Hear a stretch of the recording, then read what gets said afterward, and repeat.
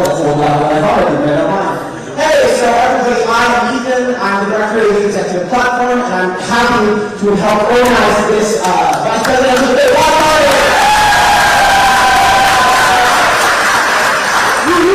Please welcome to see Vance and Walz together. Alright, so just some quick housekeeping for us today. So, you may notice our award-winning green and not green and red flags. So, we're going to start handing these out real soon. Now, it's pretty straightforward what you're going to do. Green, you like it. Red, you don't. Now, some of you won't get a flag, but you'll be lucky enough to get a double-sided piece of paper, Form A. Red, again, still means you don't like it. Green, you like it. Now, we have some friends with us today. Local 4 returning once again to help cover the debate. And then, some extra special guests. We've got our friends from the Associated Press. And then some friends from N18G, and Jacob here is going to say a real quick comment. Hey, what's up, everybody? My name is Jacob Sokol. I'm a correspondent from NBC, National News, and N18G. I already talked to some of you. I just want to say thank you very much for your hospitality. You might have already heard from your friends or your neighbors or your parents or whatever that they saw you on television. There's about 2 to 3 million people watching us tonight on MSNBC and of course other platforms of NBC News. And everything's really interesting what you guys have to say. You are, some of the most consequential voters, I think, in the country. It's not an exaggeration to say, and you guys, particularly here in Oakland, we live in Oakland County, and home and all the neighboring areas to decide the outcome of the elections. Everybody, so if you wouldn't mind, after the debate's over, we'd be really interested in talking to you again live on television, and it would mean maybe saying a little bit extra after the debate's over, but we're going to again go live on TV, and we would love to include all of you. So I just want to say that, say thank you again very much for having us. It's an honor to be here, and give it up for yourselves. It's amazing you guys are here. Thank you very, very much.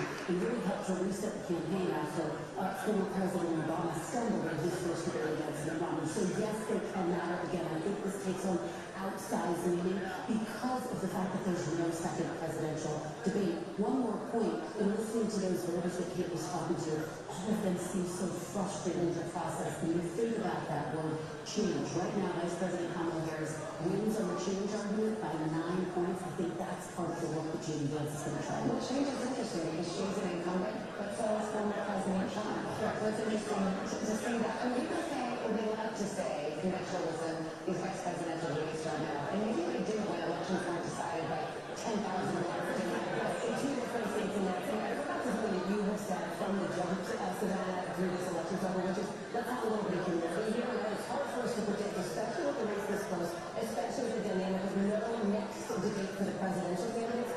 Remember what this race is going to come down to. There's 6 critical battlegrounds, the economy and immigration. We have seen that consistently in the polling.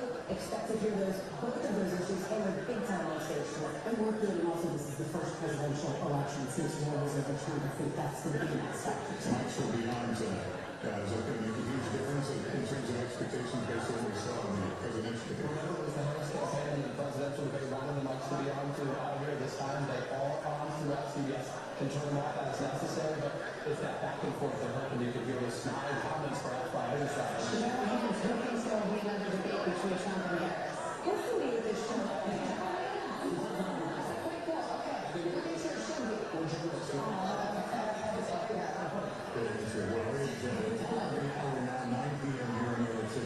We're just seconds away from tonight's only first presidential debate between Ohio Republican Senator J.D. Vance and Minnesota Democratic Governor Tim Walz. That's right. It is also potentially, if you haven't noticed, possibly the last debate we will see before Election Day.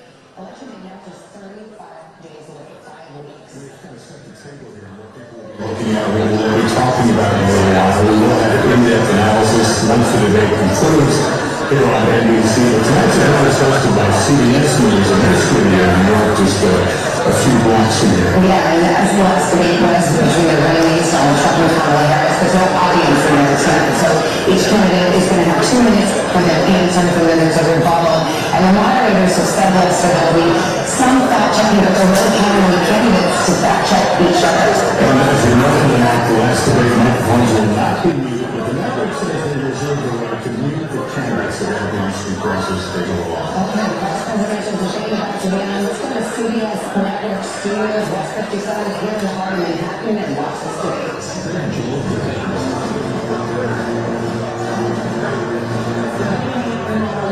Thank you for joining us for tonight's CBS News Vice Presidential debate.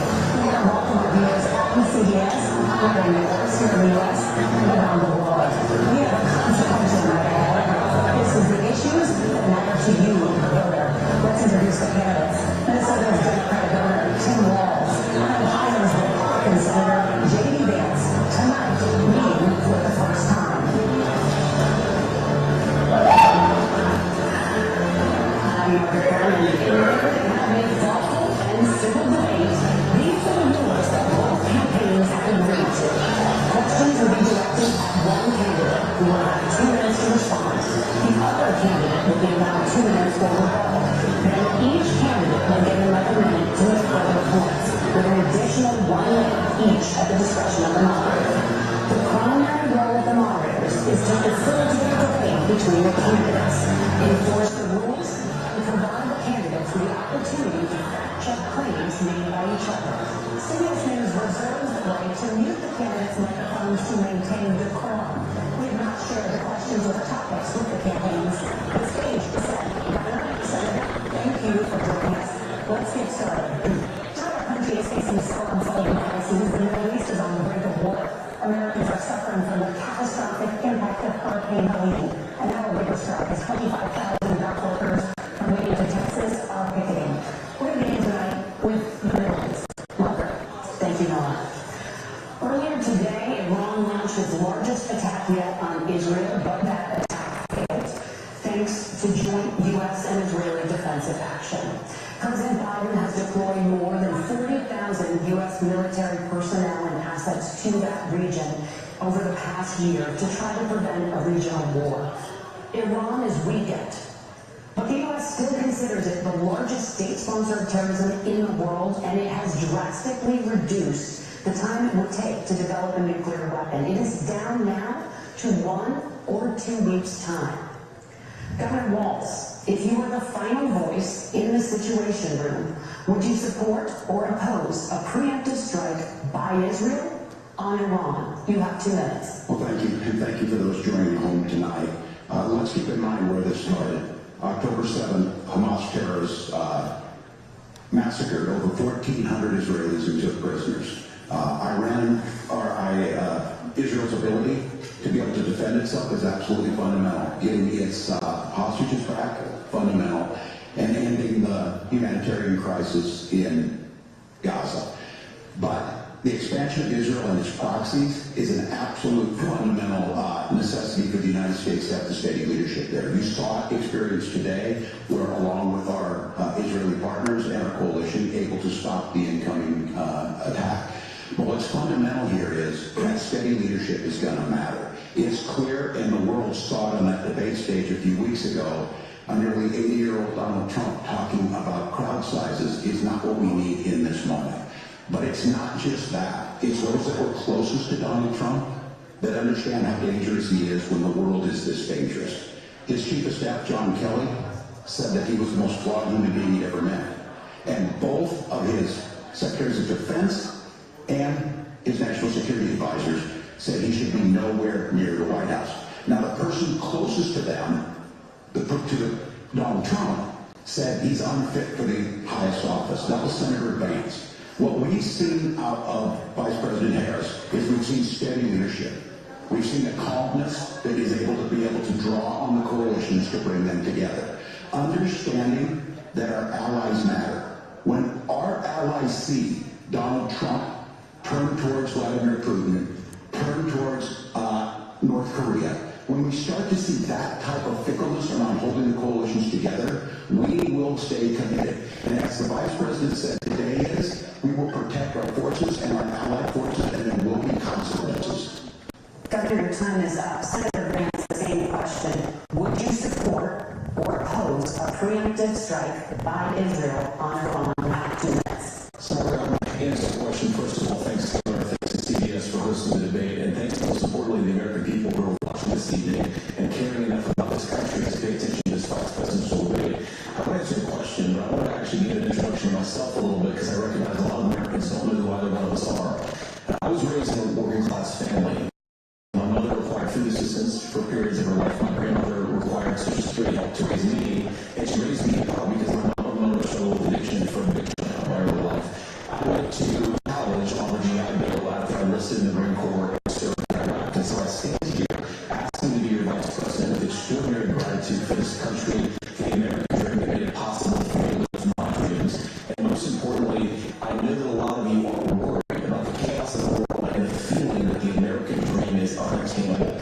I want to try to convince you tonight over the next 90 minutes that if we get better leadership in the White House, if we get Donald Trump back in the White House, the American dream is going to be attainable once again. Now, to answer this particular question, we have to remember that as much as Governor Walz just accused Donald Trump of being an agent of chaos, Donald Trump actually delivered stability in the world, and he did it by establishing effective deterrence. People were afraid of stepping out of line. Iran, which launched this attack, has received over $100 billion in unfrozen assets thanks to the Kamala Harris administration. What do they use that money for? Massacred over 1,400 Israelis and took prisoners. Israel's ability to be able to defend itself is absolutely fundamental. Getting its hostages back, fundamental, and ending the humanitarian crisis in Gaza. But the expansion of Israel and its process. I'm not afraid to strike, Margaret, and I want to answer the question. Look, it is up to Israel what they think they need to do to keep their country safe, and we should support our allies wherever they are when they're fighting the bad guys. I think that's the right approach to take with the Israel question. Thank you, Senator. Governor Walz, do you care to respond to any of the allegations? Well, look, Donald Trump was in office. We'll sometimes hear a revisionist history, but when Donald Trump was in office, it was Donald Trump who we had a coalition of nations that had boxed Iran's nuclear program and the inability to advance it. Donald Trump pulled that program and put nothing else in its place. So Iran is closer to a nuclear weapon than they were before because of Donald Trump's fickle leadership. And when Iran shot down an American aircraft in international airspace, Donald Trump tweeted, because that's the standard diplomacy of Donald Trump.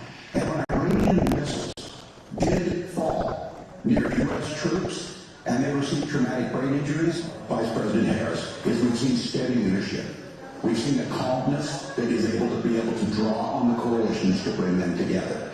Understanding that our allies matter. When our allies see Donald Trump turn towards Vladimir Putin, turn towards North Korea, when we start to see that type of fickleness around holding the coalitions together, we will stay committed. And as the Vice President said today is, we will protect our forces and our allied forces, and there will be consequences.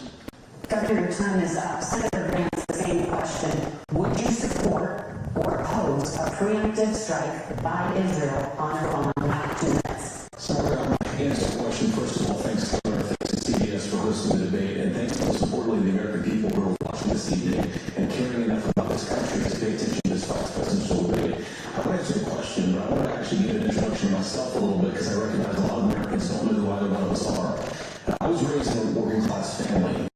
My mother required food assistance for periods of her life. My grandmother required Social Security help to raise me, and she raised me probably because my mother struggled with addiction for addiction my early life. I went to college on the GI Bill after I enlisted in the Marine Corps and served in Iraq, and so I stand here asking to be your Vice President with extraordinary gratitude for this country, for the American dream that made it possible for me to live my dreams. And most importantly, I know that a lot of you are worried about the chaos of the world and the feeling that the American dream is unattainable. I want to try to convince you tonight over the next 90 minutes that if we get better leadership in the White House, if we get Donald Trump back in the White House, the American dream is going to be attainable once again. Now, to answer this particular question, we have to remember that as much as Governor Walz just accused Donald Trump of being an agent of chaos, Donald Trump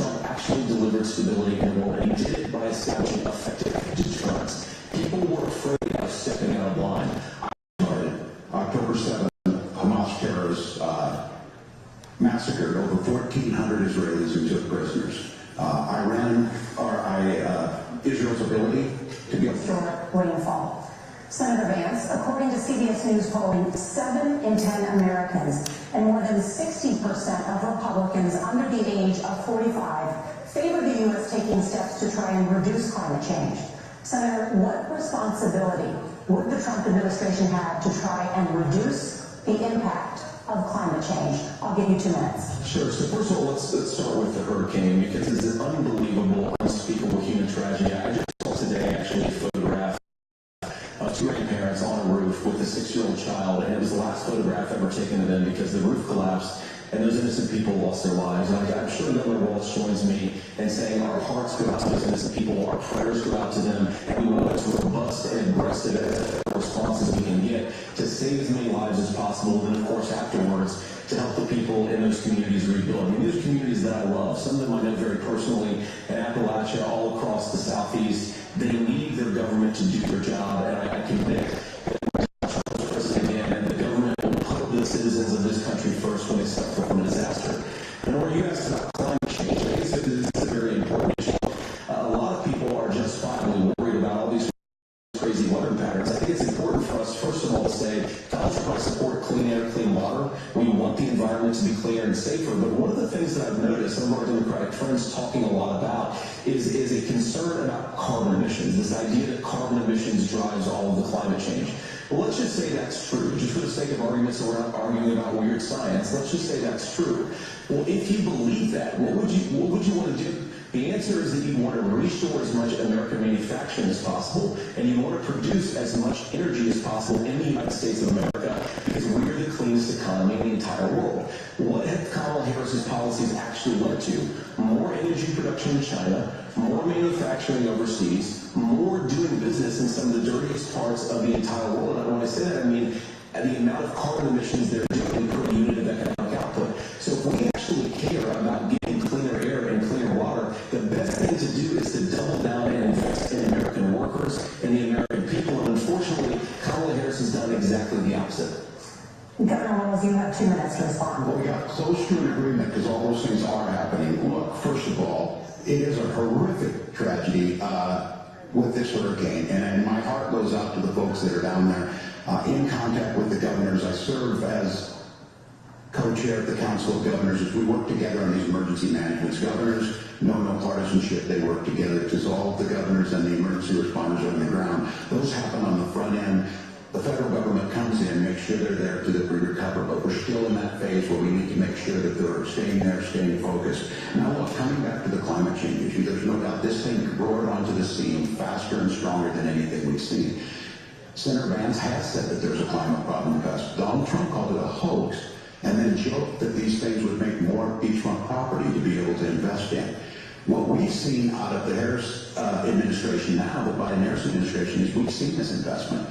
We've seen massive investments, the biggest in global history that we've seen in the Inflation Reduction Act, creating jobs all across the country. 2000 in Jeffersonville, Ohio, taking the EV technology that we invented and making it here. 200,000 jobs across the country. The largest solar manufacturing plant in North America sits in Minnesota. But my farmers know climate change is real.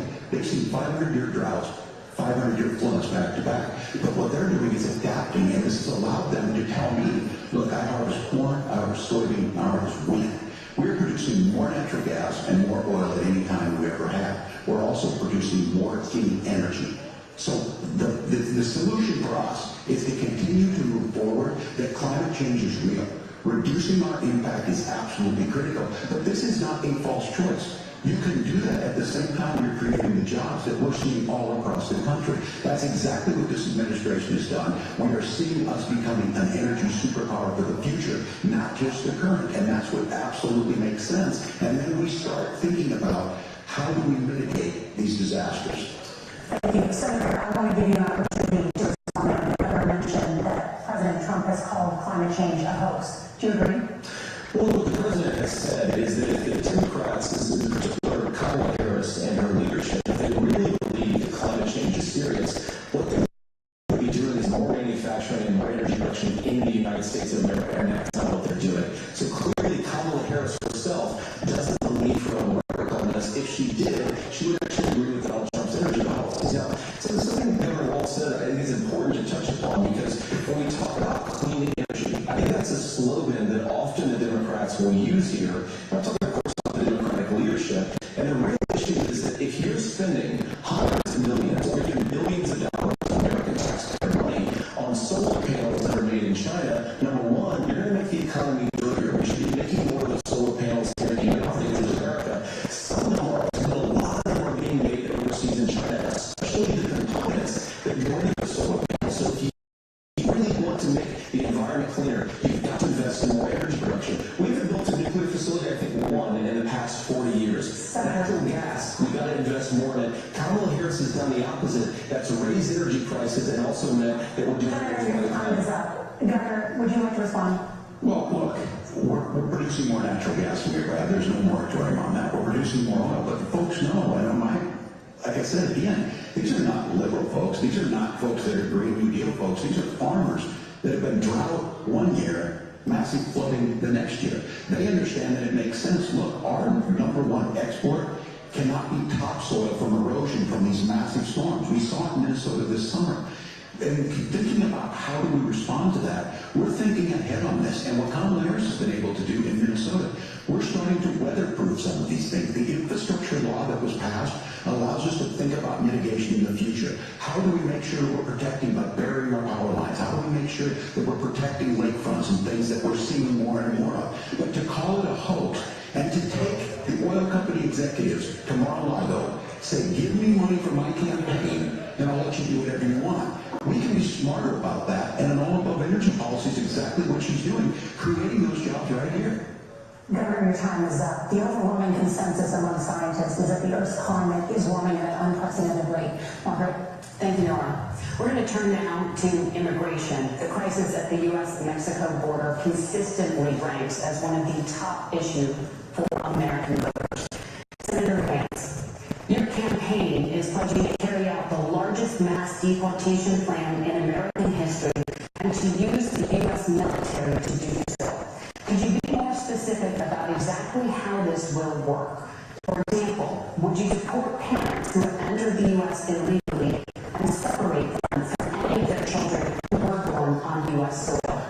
Give 2 minutes. So first of all, Margaret, before we talk about deportations, we have to stop the bleeding. We have a historic immigration crisis because Kamala Harris started and said that she wanted to undo all of Donald Trump's border policies. 94 executive orders suspending deportations, decriminalizing illegal aliens, massively increasing the asylum fraud that exists in our system. That has opened the floodgates, and what it's meant is that a lot of fentanyl is coming into our country. I have a mother who struggled with opioid addiction and has gotten clean. I don't want people who are struggling with addiction to be deprived of their second chance because Kamala Harris let in fentanyl into our communities at record levels. So you've got to stop the bleeding. You've got to re-implement Donald Trump's border policies, build the wall, re-implement deportations, and that gets me to your point, Margaret, about what we actually do. So we've got 25 million illegal aliens who are here in the country. What do we do with them? I think the first thing that we do is we start with the criminal migrants. About 1 million of those people have committed some form of crime in addition to crossing the border illegally. I think you start with deportations on those folks. And then I think you make it harder for illegal aliens to undercut the wages of American workers. A lot of people will go home if they can't work for less than minimum wage in our own country.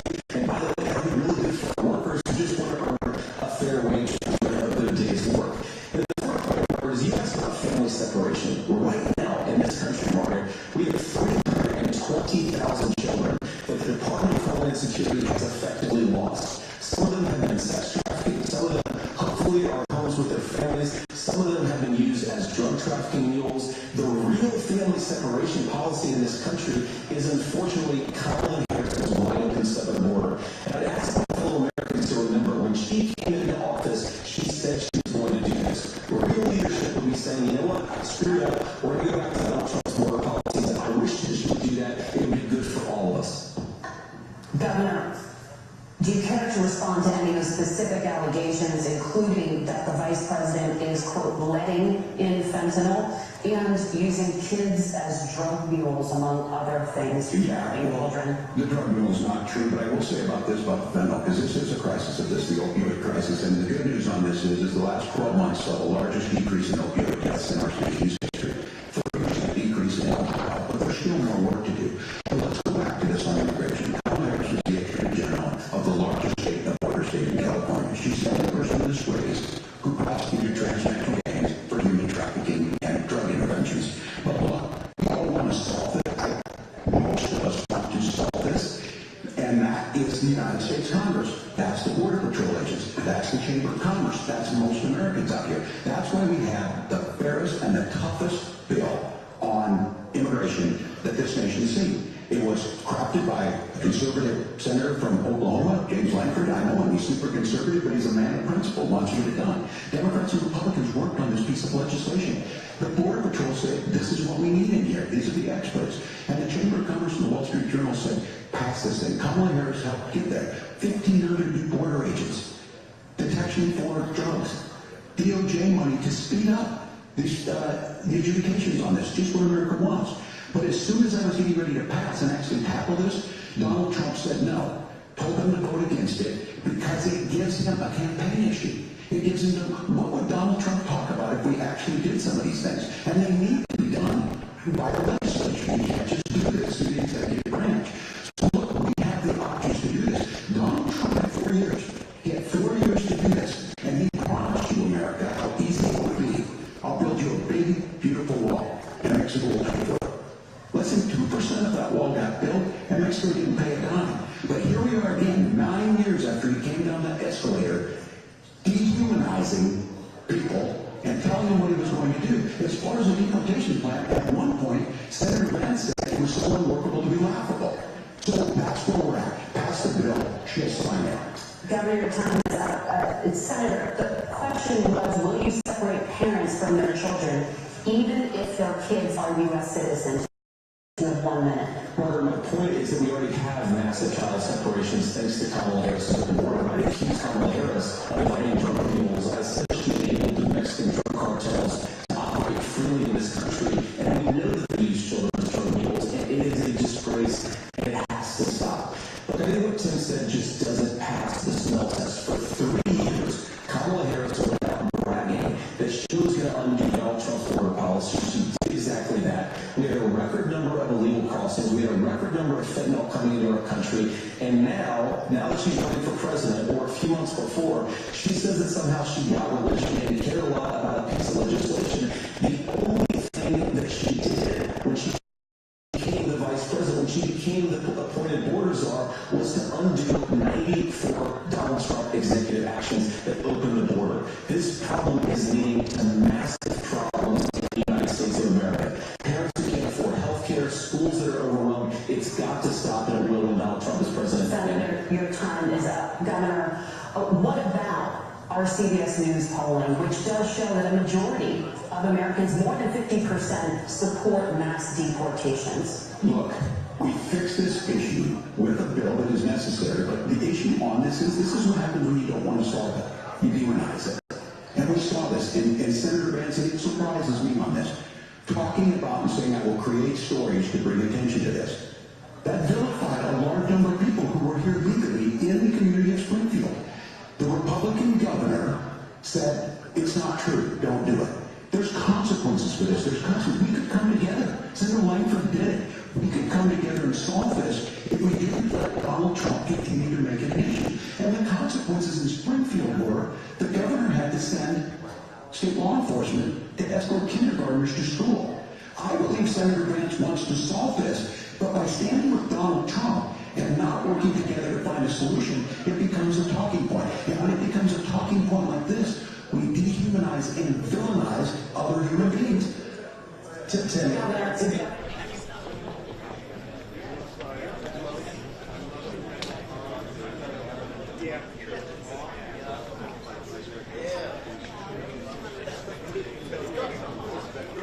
What else are you going to do? Like, I'm trying to get...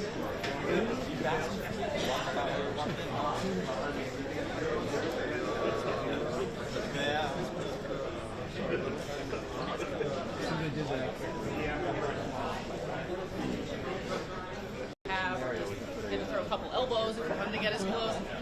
But David, really the first opportunity. We're covering the breaking news in the Middle East, and we are counting down to tonight's vice presidential debate. The candidates will take the stage in less than 2 hours, and Iran's attack is certainly to be a key line of questioning. That's only adding to the pressure on Ohio Senator J.D. Vance and Minnesota Governor Tim Walz as they take part in what could be the most important vice presidential debate in modern American political history. Vance and Walz are tasked with delivering closing arguments for their running mates, Donald Trump and Kamala Harris, since there are currently no plans for another presidential debate. What the VP nominees say tonight could potentially make a real difference in this razor-close race for the White House, with Election Day only 5 weeks away. Our political team is here to set the stage for the vice presidential debate that you will see live on CNN. And our correspondents are standing by in the Middle East to give us the very latest on the aftermath of that Iranian attack. First up this hour, the dangerous escalation in the Middle East as Iran launched an unprecedented barrage of ballistic missiles into Israel. Let's go straight to CNN's Jim Shida, who's joining us now from Tel Aviv. Jim, the Israeli Prime Minister is vowing revenge.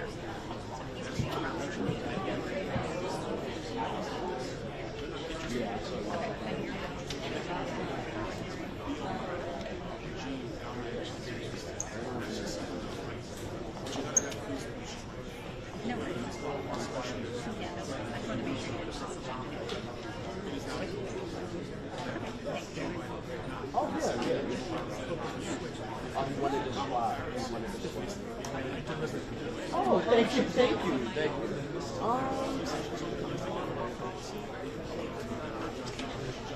Where will you go? Oh, you definitely said it. That's what. Let's see.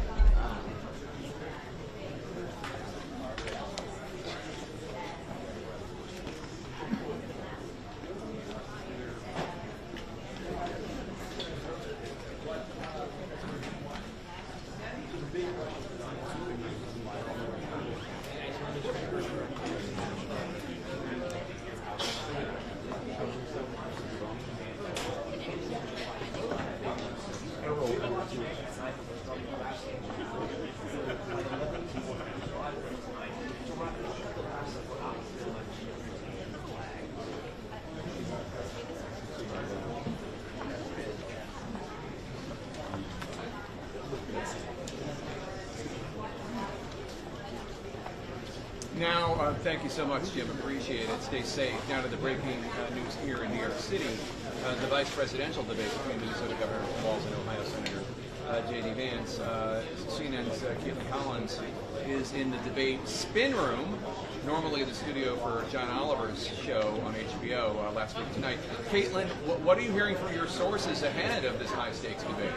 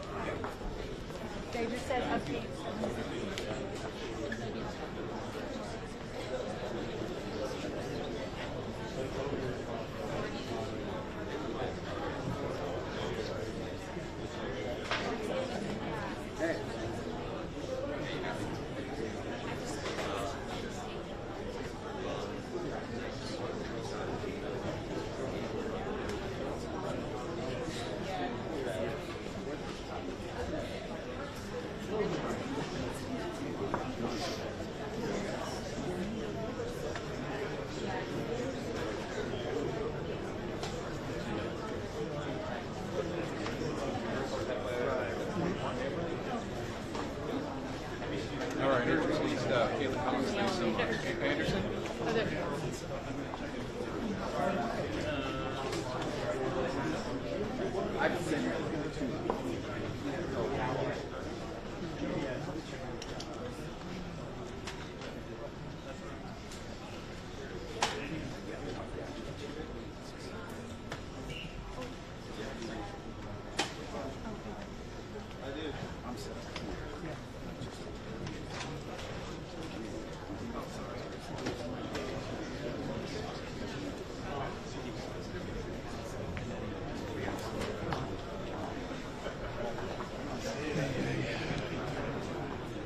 So he's going to come in right after the debate. Yeah. So it's going to be a shit show. Yeah. It's going to be a fucking great fear of this. I do. I got hit with an IV issue. I'll be on PR. You have the number. Yeah. My great fear on the Zoom situation. If Vance shows up. This side.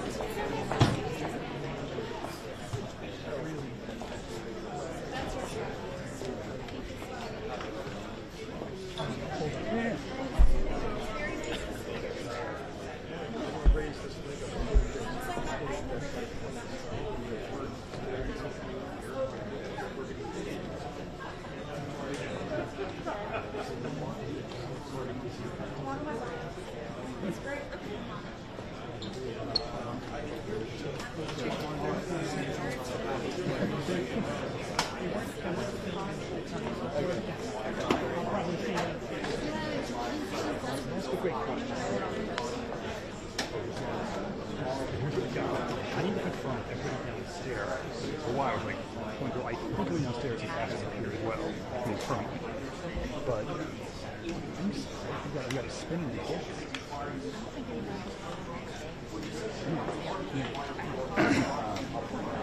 Right. Yeah. Yeah. Yeah.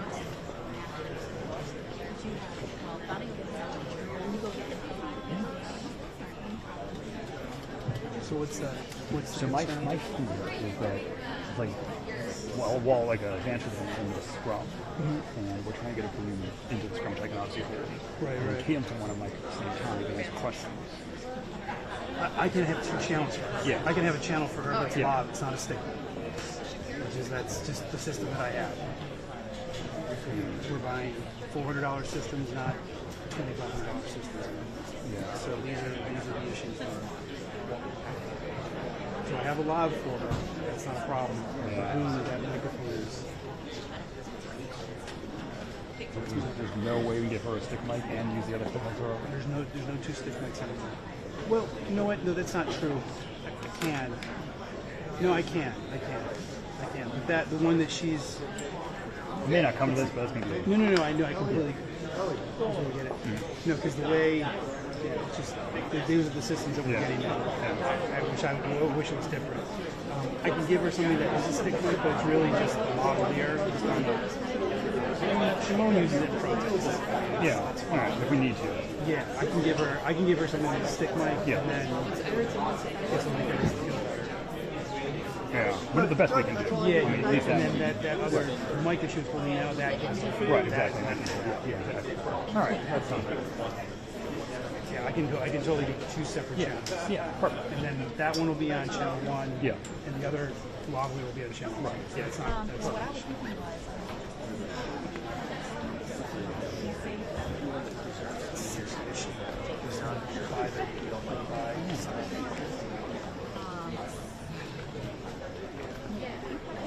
What's our next? I think it's Zelen is going to show. I thought Hey, Will Bryan. you said Zeleny was back at 7:30.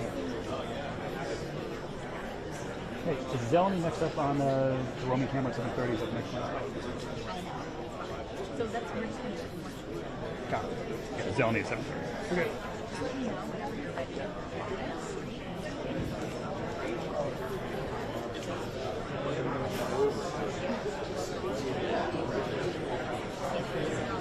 So the debate's actually at 9, right? Yeah. I think once the debate starts, I'm going to go back downstairs. Fine,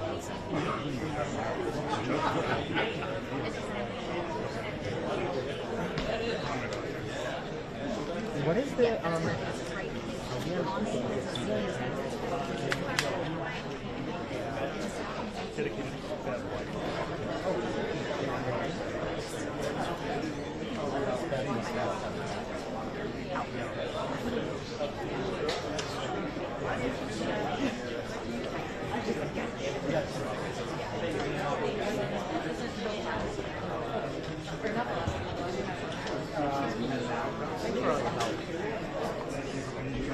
Nice job, Ryan.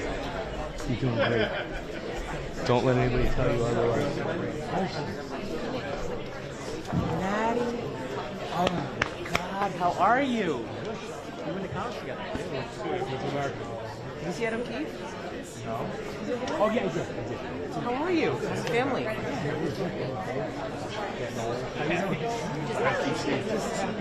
Just hanging in. How about you guys? We're good.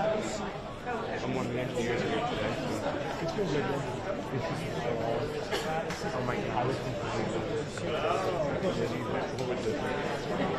How long are you up for? Just for the debate? I was supposed to spend the day at Hudson Yards tomorrow, but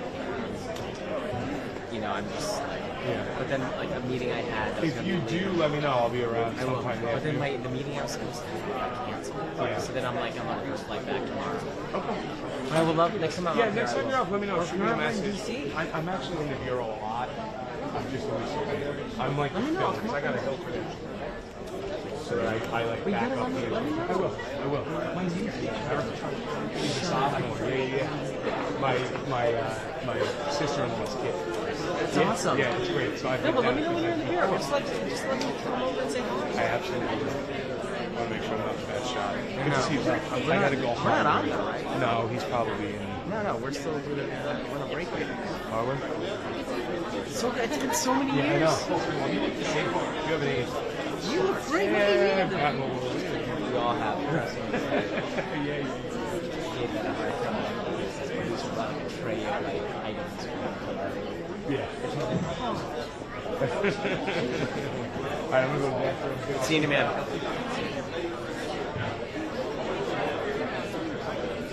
Yeah.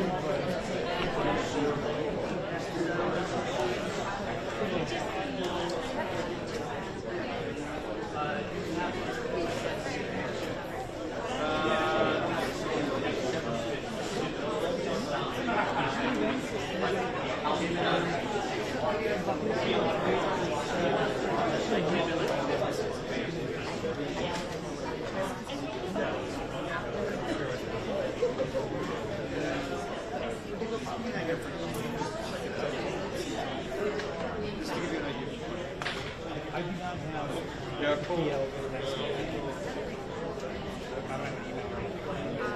Hey, Jeremy, it's Jake.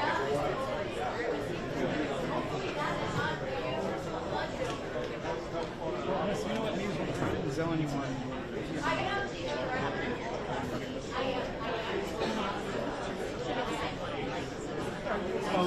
Okay. You guys get sharp now. I'm joking.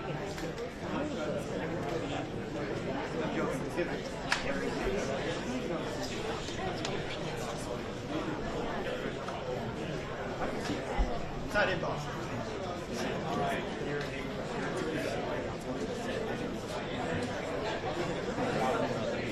I don't have the number.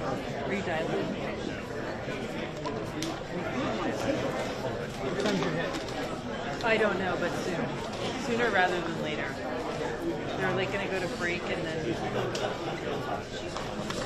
It's possible. It is? Yeah, he just 2 seconds ago. Okay. Sorry to say. Wow. I texted both of you and actually asked him what. Guess what I He just responded.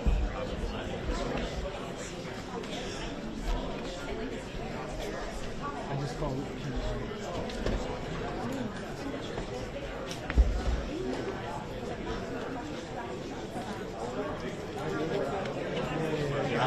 I've known Walz for 20 years. Hey, sorry about that. Yeah, pretty much. Well, Jeff says that I have beeline. Here in St. Catharines. Rod Briola. Carol. 30.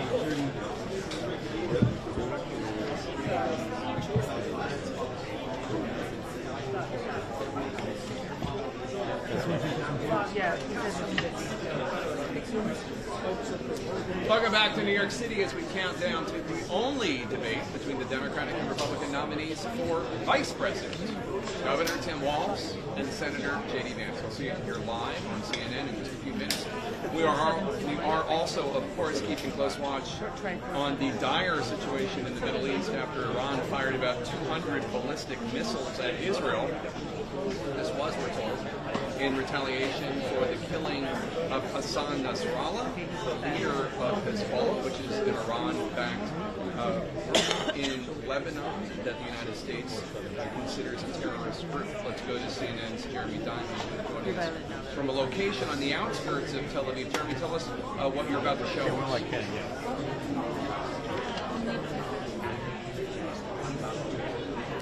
Sorry.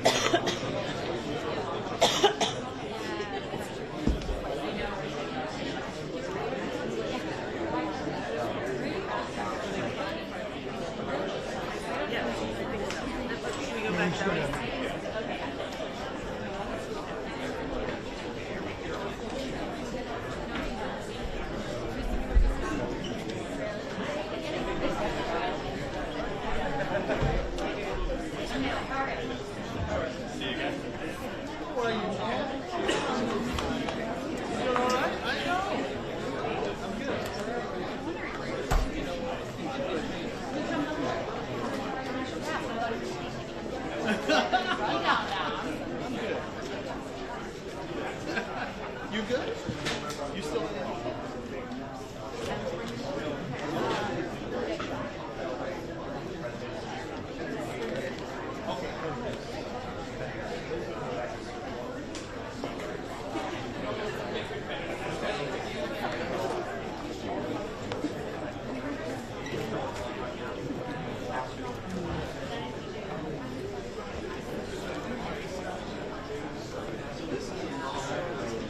All right, thanks so much. Let's bring in two of our Middle East experts, CNN military analyst and retired Lieutenant General Mark Rubin, also joining us, CNN analyst Barack Obama, political and foreign policy reporter at Axios. General Hartman, let me start with you. So many, if not most, of these missiles from Iran were intercepted, but how unprecedented and dangerous is a barrage of ballistic missiles such as this, at least theoretically?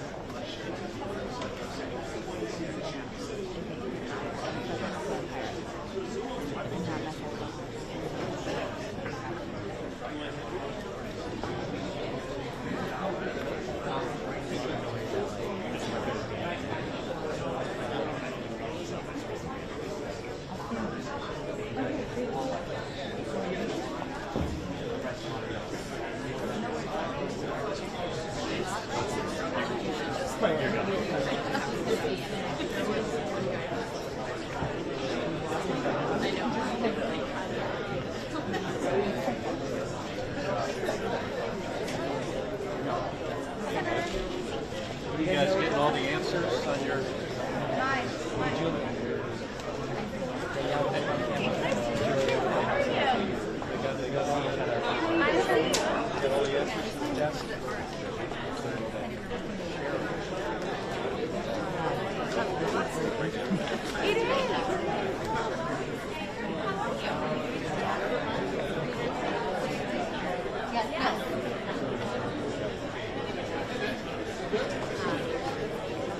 And Barack Obama, Iran says that this was retaliation for the Israeli killings of Hassan Nasrallah and Ismail Haniyeh, among others. But do you think that Iran and Hezbollah want a wider war? I mean, this is obviously escalatory, but the argument is being made elsewhere that they don't want a wider war. What do you think?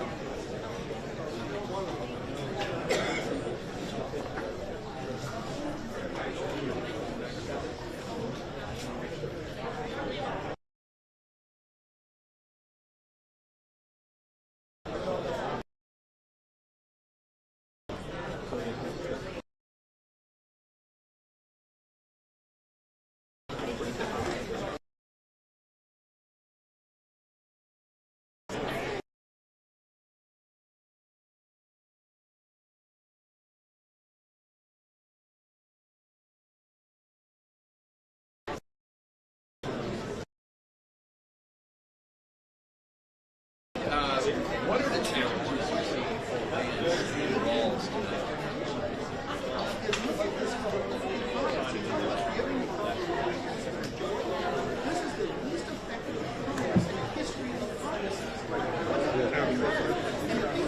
And then, is there any chance you're going to want to go and grab somebody? That's not going to be until afterwards. Yeah. Right? And it could be only right, that's what I'm figuring. Yeah, everyone's going to, that's what everyone's going to want to do. Yeah, exactly. That's going to be my big thing after. All right, well, that'll be easy to get prepped for. Yeah.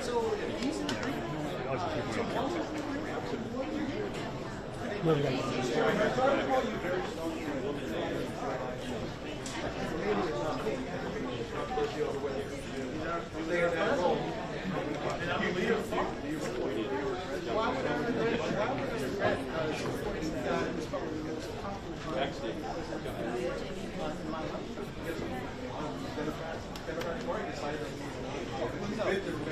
Listen, that's what they want to move it. In the end, if you take it, compared to anybody else, compared to Donald Trump, did Donald Trump compared to Joe Biden? Given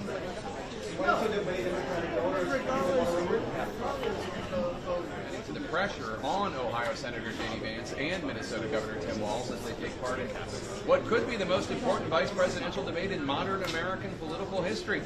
Vance and Walz are tasked with delivering closing arguments for their running mates, Donald Trump and Kamala Harris, since there are currently no plans for another presidential debate. What the VP nominees say tonight could potentially make a real difference in this razor-close race for the White House, with Election Day only 5 weeks away. Our political team is here to set the stage for the vice presidential debate that you will see live on CNN.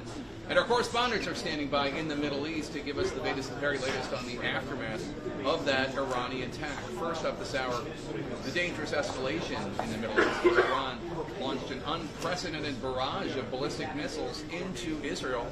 Let's go straight to CNN's Jim Sciutto, who's joining us now from Tel Aviv. Jim, the Israeli Prime Minister is vowing revenge.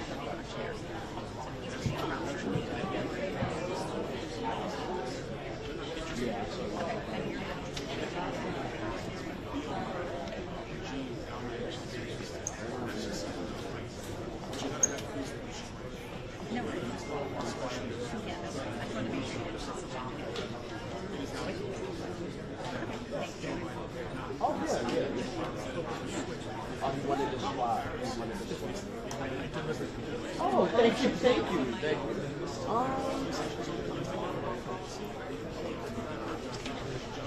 Where will you go? Oh, you definitely study. That's what. Let's do.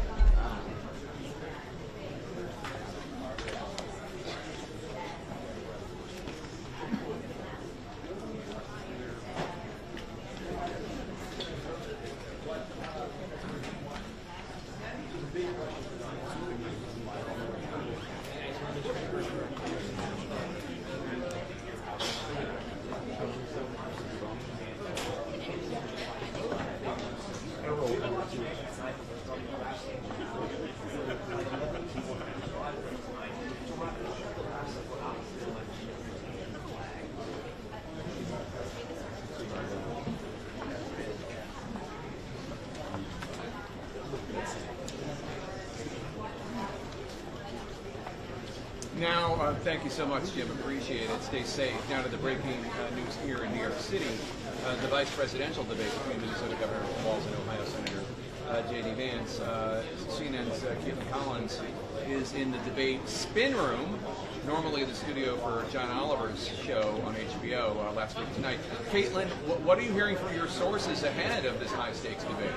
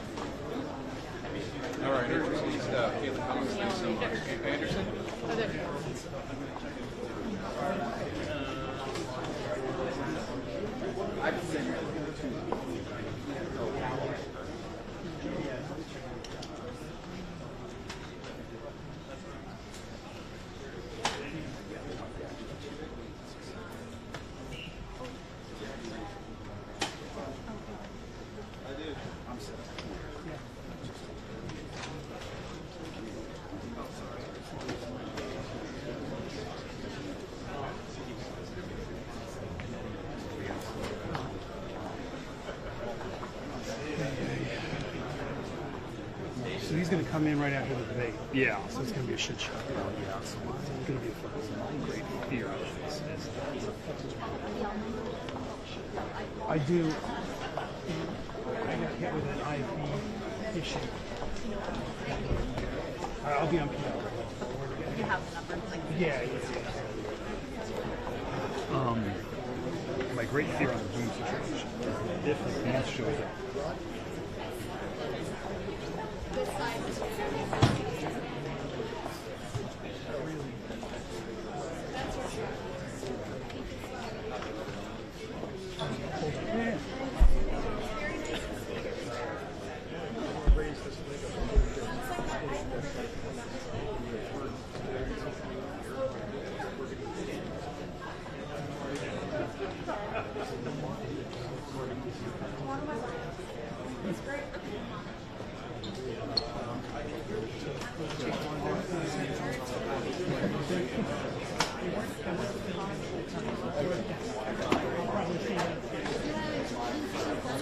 I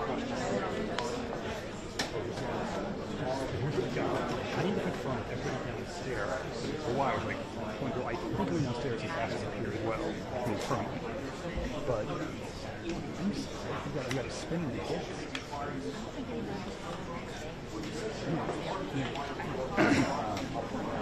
Right. Yeah.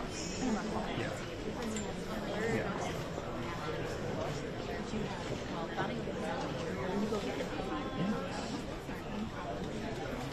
So what's the So my fear is that it's like while like a Vance is in the scrum, and we're trying to get a balloon into the scrum, which I can obviously hold. Right. We can't to one of Mike at the same time and ask questions. I can have two channels for her. Yeah. I can have a channel for her that's Yeah. live. It's not a stick. That's just the system that I have. We're buying $400 systems, not $2,500 systems. Yeah. So these are the issues. So I have a live for her. That's not a problem. Yeah. The boom with that microphone is. There's no way we can get her a stick mic and use the other stick mic for her. There's no two stick mics anymore. Well, you know what? No, that's not true. I can. No, I can. But the one that she's. It may not come to this, but it's going to be. No. I know. I completely get it. No, because the way. These are the systems that we're getting now. I wish it was different. I can give her something that is a stick mic, but it's really just a lavalier. Shimon uses it in projects. Yeah, that's fine if we need to. Yeah, I can give her something that's a stick mic, Yeah. and then get something that is Yeah, we'll do the best we can do. Yeah, I mean, at least and then that other mic that she was pulling out, that gets Right, exactly. Yeah, exactly.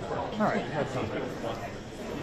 Yeah, I can totally do two separate channels. Yeah, perfect. And then that one will be on channel 1. Yeah. And the other lavalier will be on channel 1. Yeah, it's not. That's not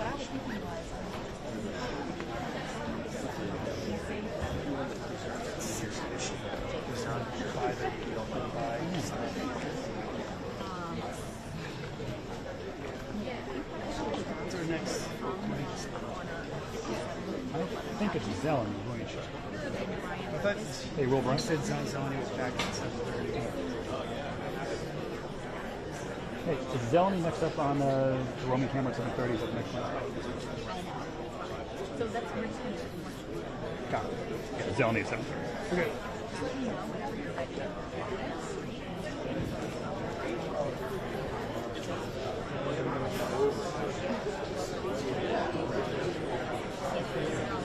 The debate's actually at 9, right? Yeah. I think once that debate starts, I'm going to go downstairs. But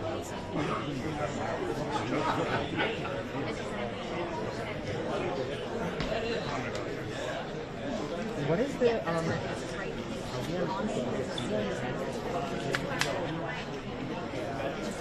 Dedicated bad boy.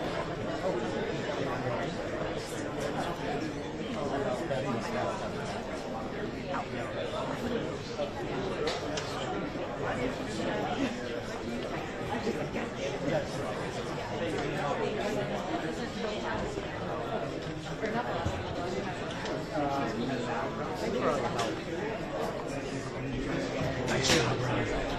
You're doing great. Don't let anybody tell you otherwise. Natty. Oh my God, how are you? We went to college together.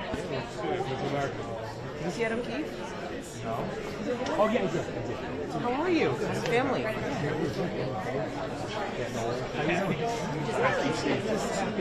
Just having an end. How about you guys? We're good. I'm one of the engineers here today. It's good.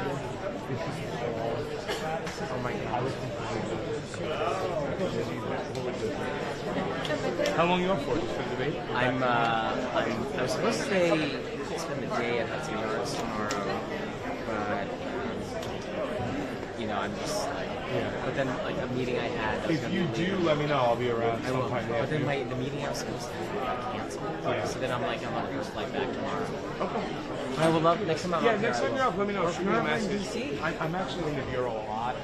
I'm just always I'm like, let me know. because I got a hill for so that I like But you back gotta up let me here. know. I will. When's he? He's a sophomore. Yeah. My sister-in-law's kid. That's Yeah, awesome. Yeah, it's great. So I've No, been but let me down know when to you're in here. Just let me come over and say hi. I absolutely will. I want to make sure I'm not in a bad shot. Good to No. see you, Rick. I gotta go home. We're not on though, right? No, he's probably in. No, we're still doing it. We're on a break right now. Are we? So it's been so many Yeah, I years. know. Well, you look the same. You have an age. You look great. What do you Yeah, mean? I've gotten a little weird. We all have. Yeah. Gave that a hard time. These are like tray of like items. Yeah. Alright, I'm gonna go back there. Seeing you, man.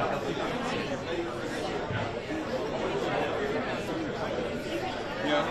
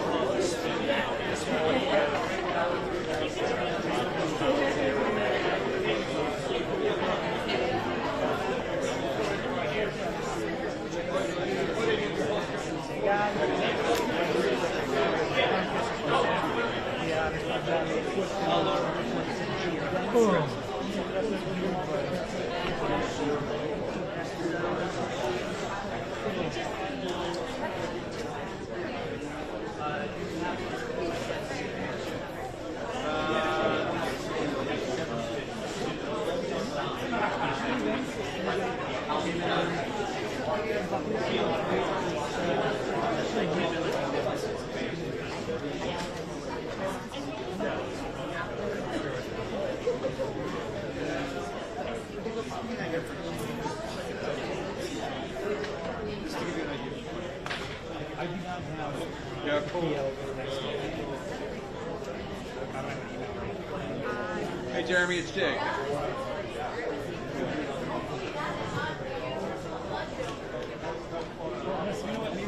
Is there anyone?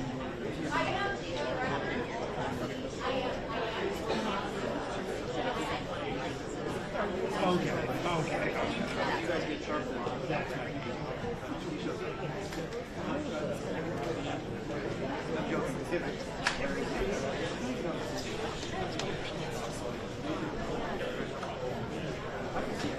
It's not in Boston.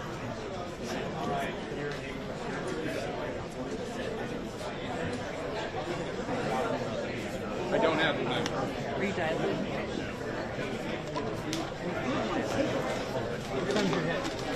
I don't know, but soon. Sooner rather than later. They're like gonna go to break and then it's possible. It is? Yeah, he just 2 seconds ago. Okay. Sorry to say. Wow. I texted both of you and actually asked you one. But guess what? He just responded.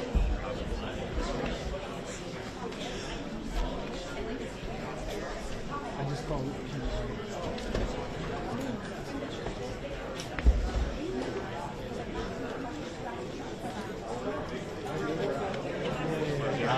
I've known oldest towards 8 years. Isn't that funny? Sorry about that. Yeah, pretty much. Jeff says that I have beeline. Here and some difference. Rod Briola. Carol Lee. 30.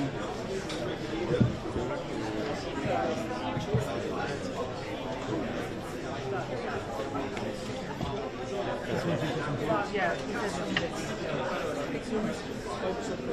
Welcome back to New York City as we count down to the only debate between the Democratic and Republican nominees for Vice President, Governor Tim Walz and Senator J.D. Vance. We'll see you here live on CNN in just a few minutes. We are also, of course, keeping close watch on the dire situation in the Middle East after Iran fired about 200 ballistic missiles at Israel. This was, we're told, in retaliation for the killing of Hassan Nasrallah, the leader of Hezbollah, which is an Iran-backed group in Lebanon that the United States considers a terrorist group. Let's go to CNN's Jeremy Diamond joining us from a location on the outskirts of Tel Aviv. Jeremy, tell us what you're about to show us. I can, yeah.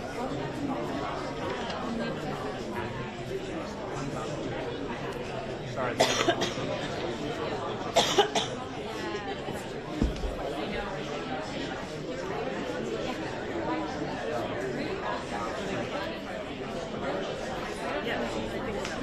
Should we go back that way?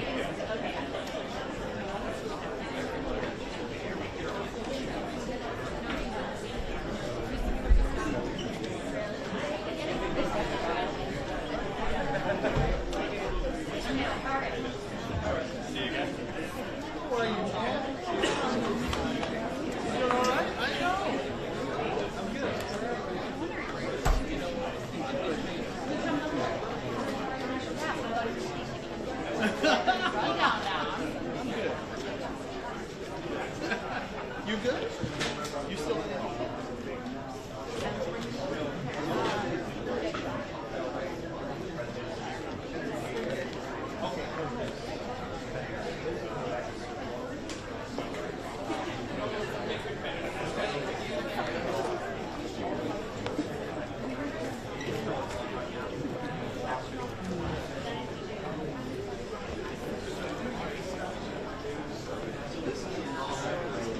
All right, thanks so much. Let's bring in two of our Middle East experts, CNN military analyst and retired Lieutenant General Mark Rubin, also joining us, CNN analyst Barack Obama, political and foreign policy reporter at Axios. General Hartman, let me start with you. So many, if not most, of these missiles from Iran were intercepted, but how unprecedented and dangerous is a barrage of ballistic missiles such as this, at least theoretically?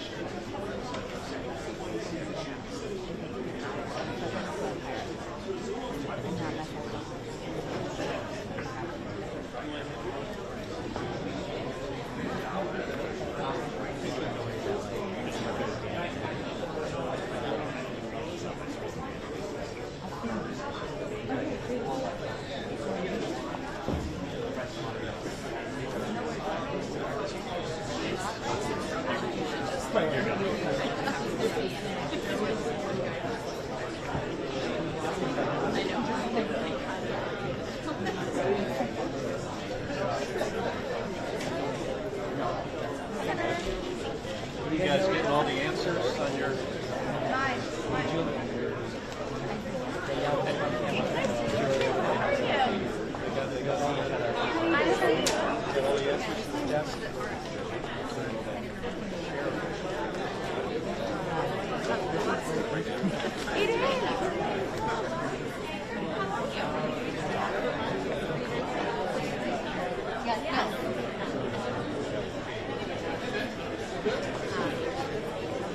And Barack Obama, Iran says that this was retaliation for the Israeli killings of Hassan Nasrallah and Ismail Haniyeh, among others. But do you think that Iran and Hezbollah want a wider war? I mean, this is obviously escalatory, but the argument is being made elsewhere that they don't want a wider war. What do you think?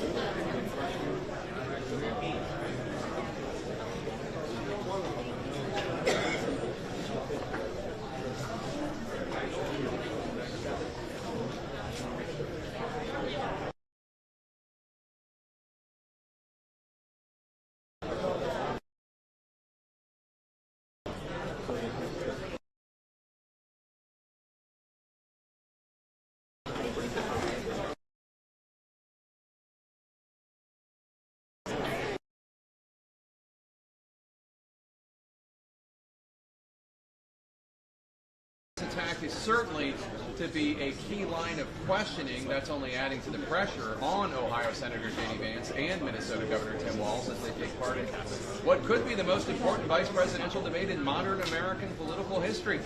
Vance and Walz are tasked with delivering closing arguments for their running mates, Donald Trump and Kamala Harris, since there are currently no plans for another presidential debate.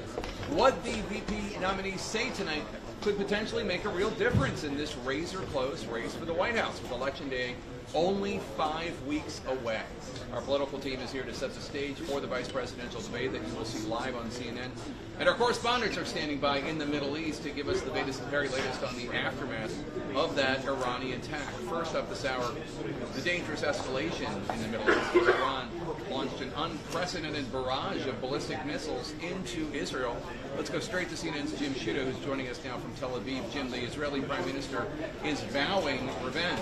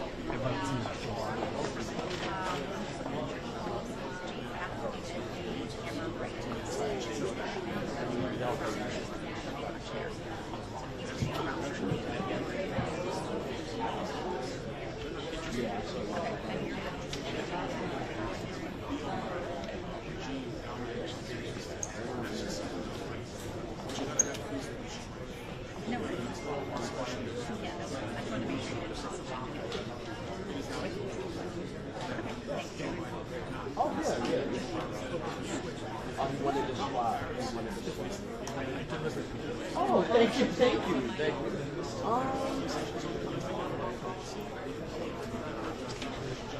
Where will you go?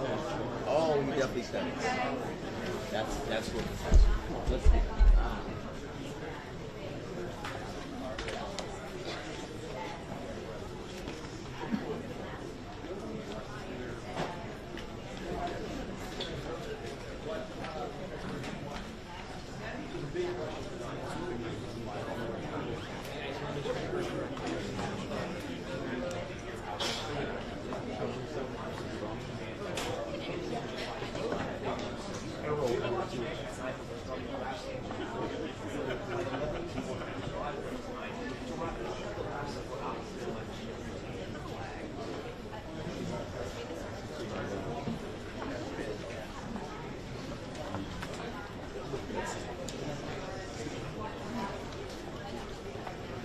Now, thank you so much, Jim. Appreciate it. Stay safe. Now to the breaking news here in New York City. The vice presidential debate between Minnesota Governor Walz and Ohio Senator J.D. Vance. CNN's Caitlin Collins is in the debate spin room, normally the studio for John Oliver's show on HBO last week tonight. Caitlin, what are you hearing from your sources ahead of this high-stakes debate?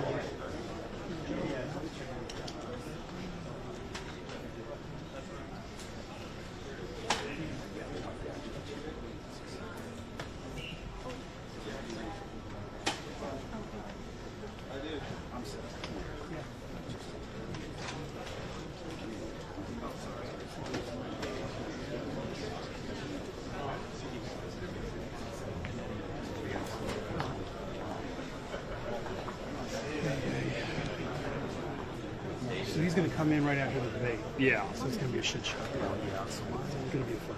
My great fear is I do. I got hit with an IV issue. I'll be on PR. You have the number. Yeah. my great fear on the Zoom situation. If Vance shows up.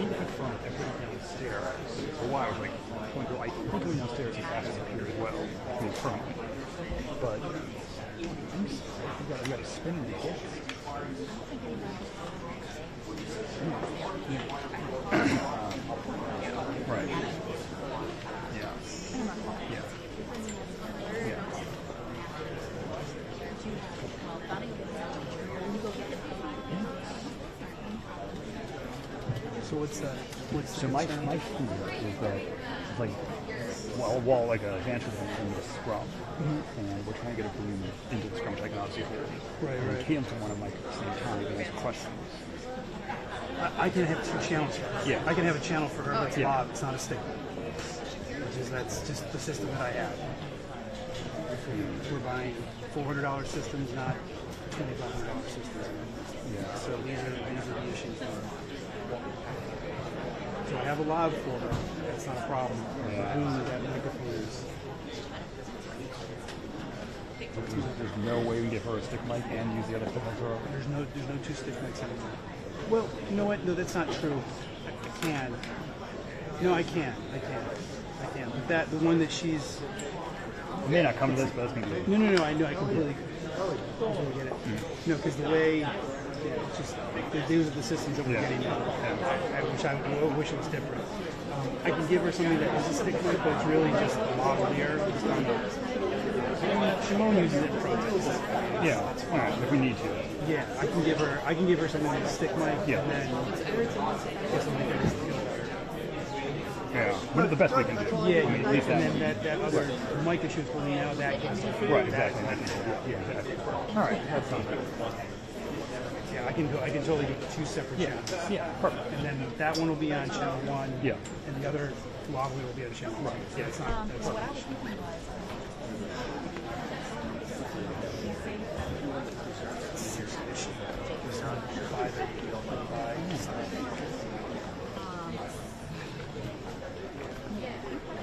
What's our next? I think it's Zelen. We're going to check. I thought hey, Will Brown. said Zeleny was back at 7:30. Hey, is Zeleny next up on the Roman camera at 7:30? Is that next one? So that's next week. Got it. Yeah, Zeleny at 7:30. Okay.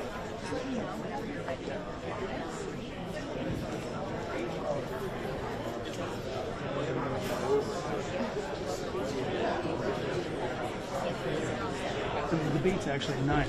Yeah. I think once the debate starts, I'm going to go back down to 6.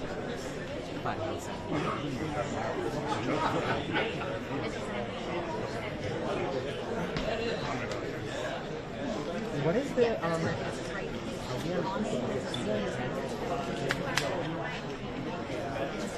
Dedicated bad boy.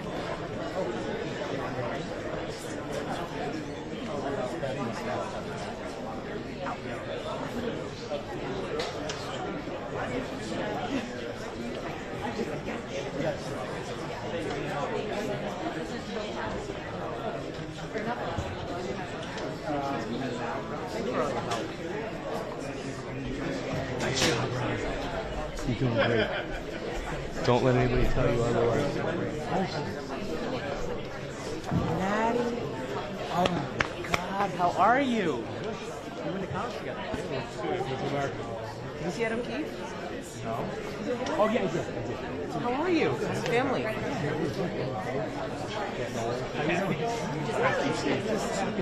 Just hanging in. How about you guys? We're good. I'm one of the engineers here today. It's been good. Oh my God. How long are you up for? Just for the debate? I'm supposed to spend the day at Hudson Yards tomorrow, but I'm just like, but then like a meeting I had. If you do, let me know. I'll be around sometime. But then the meeting I was supposed to do got canceled. Yeah. So then I'm like, I'm on the first flight back tomorrow. Okay. I would love next time I'm up. Yeah, next time you're up, let me know. Shoot me a message. DC. I'm actually in the bureau a lot. I'm just always. I'm like, let me know. Because I got a hill for this. So that I like back up here. I will. When's you? Sophomore. Yeah. My sister-in-law's kid. That's awesome. Yeah, it's great. So but let me know when you're in here. Just let me come over and say hi. I absolutely will. I want to make sure I'm not the best shot. Good to see you. I got to go home. We're not on though, right? No, he's probably in. No, we're still doing we're on a break right now. Are we? So it's been so many years. Yeah, I know. You look the same. You have an age. You look great. Yeah, we all have. Yeah.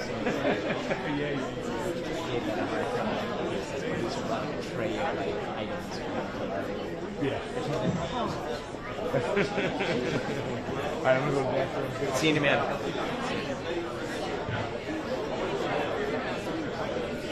Yeah.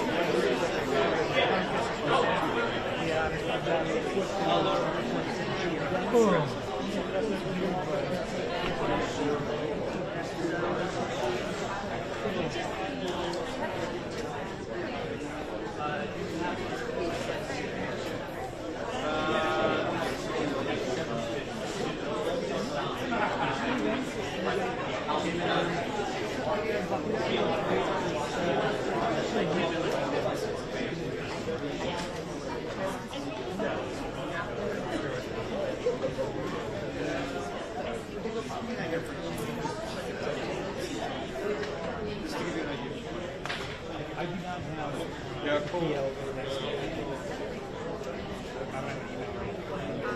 Hey, Jeremy, it's Jake.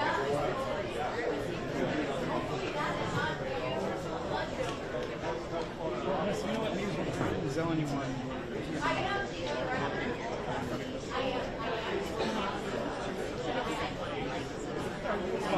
Okay. You guys get sharp now.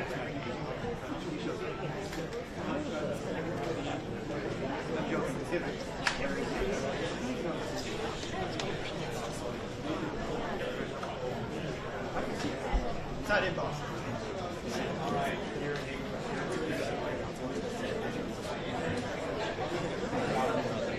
I don't have the number.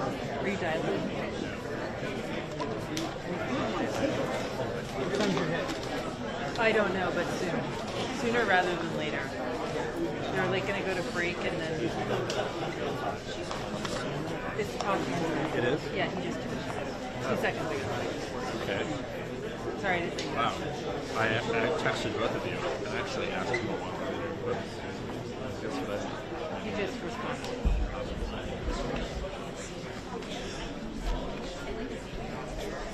I just called.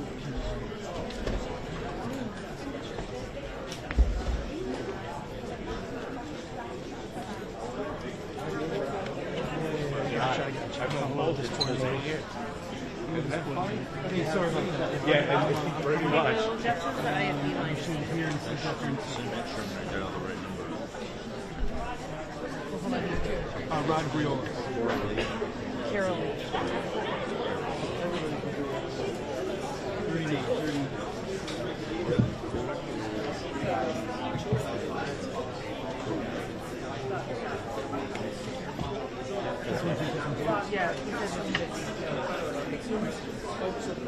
Welcome back to New York City as we count down to the only debate between the Democratic and Republican nominees for Vice President, Governor Tim Walz and Senator J.D. Vance. We'll see you here live on CNN in just a few minutes. We are also, of course, keeping close watch on the dire situation in the Middle East after Iran fired about 200 ballistic missiles at Israel. This was, we're told, in retaliation for the killing of Hassan Nasrallah, the leader of Hezbollah, which is an Iran-backed group in Lebanon that the United States considers a terrorist group. Let's go to CNN's Jeremy Diamond joining us from a location on the outskirts of Tel Aviv. Jeremy, tell us what you're about to show us.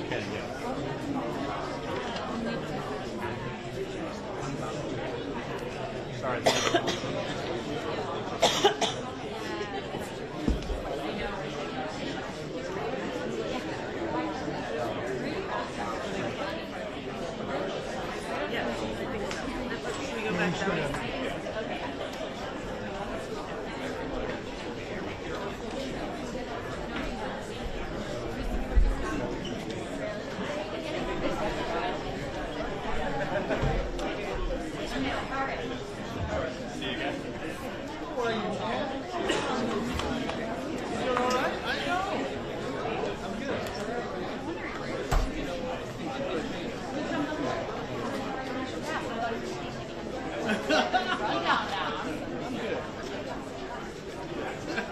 You good?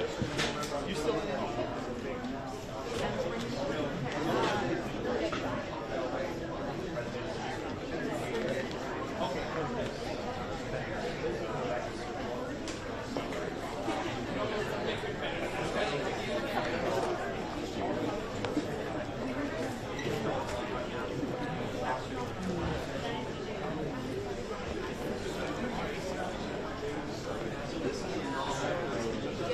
Thanks so much. Let's bring in two of our Middle East experts, CNN military analyst and retired Lieutenant General Mark Rubin, also joining us, CNN analyst Barack Rahim, who's a political and foreign policy reporter at Axios. General Hartman, let me start with you. So many, if not most, of these missiles from Iran were saying that rather than debate and persuade her fellow Americans, she'd like to censor people who engage in misinformation. I think that is a much bigger threat to democracy than anything that we've seen in this country in the last 4 years, in the last 40 years. Now, I'm really proud, especially given that I was raised by two lifelong blue-collar Democrats, to have the endorsement of Bobby Kennedy Jr. and Tulsi Gabbard, lifelong leaders in the Democratic coalition. And of course, they don't agree with me and Donald Trump on every issue. We don't have to agree on every issue, but we're united behind a basic American First Amendment principle that we ought to debate our differences. We ought to argue about them. We ought to try to persuade our fellow Americans Kamala Harris is engaged in censorship at an industrial scale. She did it during COVID. She's done it over a number of other issues, and that to me is a much bigger threat to democracy than what Donald Trump said when he said that protesters should peacefully protest on January the 6th. Governor? Well, I've enjoyed tonight's debate, and I think there was a lot of commonality here, and I'm sympathetic to misspeaking on things, and I think I might have with the senator. But there's one though that this one is troubling to me, and I say that because I think we need to tell the story. Donald Trump refused to acknowledge this, and the fact is that I don't think we can be the frog in the pot and let the boiling water go up. He was very clear. I mean, he lost this election, and he said he did. 140 police officers were beaten at the Capitol that day, saw with the American flag, several later died. And it wasn't just in there. In Minnesota, a group gathered on the state capitol grounds in St. Paul and said, we're marching to the governor's residence and there may be casualties. The only person there was my son and his dog, who was rushed out crying by state police. That issue, and Mike Pence standing there as they were chanting, hang Mike Pence. Mike Pence made the right decision. So, Senator, it was adjudicated over and over and over. I worked with kids long enough to know, and I said as a football coach, sometimes you really want to win, but the democracy is bigger than winning an election. You shake hands, and then you try and do everything you can to help the other side win. That's what was at stake here. Now, the thing I'm most concerned about is the idea that imprisoning your your political opponents, already laying the groundwork for people not accepting this. And a president's words matter. A president's words matter. People hear that. So I think this issue of settling our differences at the ballot box, shaking hands when we lose, being honest about it, but to deny what happened on January 6th, the first time in American history that a president or anyone tried to overturn a fair election and the peaceful transfer of power. And here we are 4 years later in the same boat. I will tell you this, that when this is over, we need to shake hands this election, and the winner needs to be the winner. This has got to stop. It's tearing our country apart. Margaret?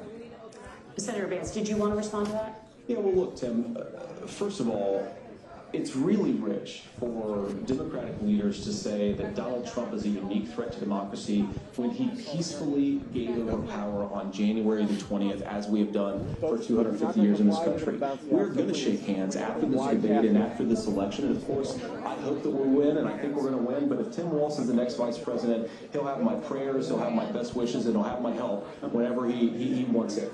But we have to remember that for years in this country, Democrats protested the results of elections. Hillary Clinton in 2016 said that Donald Trump had the election stolen by Vladimir Putin because the Russians bought like $500,000 worth of Facebook ads. This has been going on for a long time. And if we want to say that we need to respect the results of the election, I'm on board. But if we want to say, as Tim Walz is saying, that this is just a problem that Republicans have had, I don't buy that. January 6th was not Facebook ads. And I think of revisionist history on this. Look, I don't understand how we got to this point. But the issue was that happened. Donald Trump didn't do it. And all of us said there's no place for this. This idea that there's censorship to stop people from threatening to kill someone, threatening to do something, that's not censorship. Censorship is bad. We've seen that brought up. I just think for everyone tonight, and I'm going to thank Senator Vance. I think this is the conversation they wanted to hear, and I think there's a lot of agreement. This is one that we are miles apart on. This was a threat to our democracy in a way that we had not seen, and it manifested itself because of Donald Trump's inability to say. He is still saying he didn't lose the election. I would just have to, did he lose the 2020 election? Tim, I'm focused on the future. Did Kamala Harris censor Americans from speaking their mind in the wake of the 2020 COVID situation? That is a damning non-answer. It's a damning non-answer for you to not talk about censorship. Obviously, Donald Trump and I think that there were problems in 2020. We've talked about it. I'm happy to talk about it further. But you guys attack us for not believing in democracy. The most sacred right under the United States democracy is the First Amendment. You yourself have said there's no First Amendment right to misinformation. Kamala Harris wants to use the power of the government and big tech to silence people from speaking their minds. That is a threat to democracy that will long outlive this present political moment. I would like Democrats and Republicans to both reject censorship. Let's persuade one another. Let's argue about ideas, and then let's come together afterwards. You can't yell fire in a crowded theater. That's the test. That's the Supreme Court test. Tim, fire in a crowded theater. You guys wanted to kick people off of Facebook for saying that toddlers shouldn't be. Senator, the governor does have the floor. Fire in a crowded theater. That is criticizing the policies of the government, which is the right of every American. Senator, the governor does have the floor for 1 minute to respond to you. Yeah. Well, I don't run Facebook. What I do know is I see a candidate out there who refused, and now again, and this, I'm pretty shocked by this, he lost the election. This is not a debate. It's not anything anywhere other than in Donald Trump's world. Because look, when Mike Pence made that decision to certify that election, that's why Mike Pence isn't on this stage. What I'm concerned about is, where is the firewall with Donald Trump? Where is the firewall if he knows he could do anything, including taking an election, and his vice president's not going to stand to it? That's what we're asking you, America. Will you stand up? Will you keep your oath of office, even if the president doesn't? And I think Kamala Harris would agree. She wouldn't have picked me if she didn't think I would do that. because of course that's what we would do. So America, I think you've got a really clear choice on this election of who's going to honor that democracy and who's going to honor Donald Trump. Governor, your time is up. Thank you, gentlemen. We will be right back with both of our candidates. The CBS News vice presidential debate continues.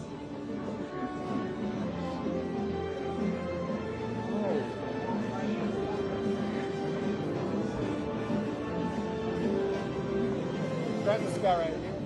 Oh, he's got a sticker. I got it. All right. Sail through the heart of historic cities and unforgettable scenery with Viking. Unpack once and get closer to iconic landmarks, local life, and cultural treasures. Because when you experience Europe on a Viking longship, you'll spend less time getting there and more time being there.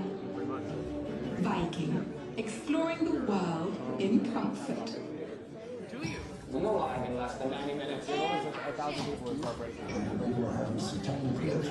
Minor issues.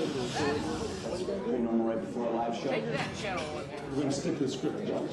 I am literally contract. We're doing a show? Who knows? I just know I'm not going to do a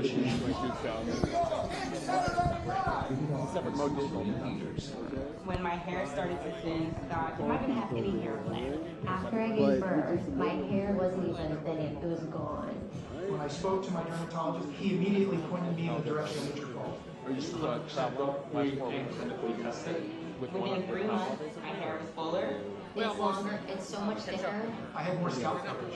It was so nice to be noticed for my hair after hiding it for so many years. Start your hair growth journey at newsfall.com. Not enough today? Okay. They're not getting subject anymore. Is that just a post-COVID thing? I do. Bob got a call. Chest congestion. Hello, 12 hours of relief. 12 hours? Not coffee? Hashtag still not coffee? Mucinex DM gives you 12 hours of relief from chest congestion in any type of coffee. Not when they Mucinex DM. Want a next level clean? Switch with the Whoa of Listerine. It kills 99.9% of bad breath germs for 5 times more cleaning power than brushing and flossing alone. Get a next level clean with Listerine. Feel the Whoa. As a cardiologist, when I put my patients on a statin to reduce cholesterol, I also tell them it can deplete their CoQ10 levels. I recommend taking Qunol CoQ10. Qunol has 3 times better absorption than regular CoQ10. Qunol, the brand I trust. Okay.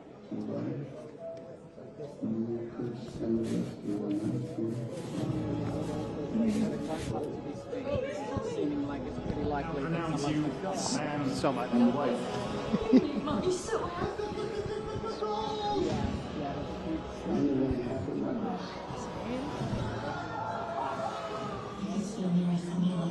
Here in theaters November 1st, rated PG-13. I'm Maddie Matlock, right? Matlock is in the old TV show, right? Right. Hello. Genius. We got one shot. I didn't think you were that crafty, Miss Matlock. Wham, bam, thank you, man. I don't think that means what you think it does. Matlock, CBS Thursday, October 17th for our CBS Premiere Week and streaming on Paramount Plus. On Face the Nation, we try to have an informed conversation about the essential issues of the day. The way to learn is to listen we're in the middle, to the I think. answers and to ask follow-up questions. It'll be here, and I think maybe here too. So we're in the middle. They missed a moment. Listening to how someone explains themselves is so key to understanding their perspective. And that's why the face-to-face ones we have on Face the Nation are so important.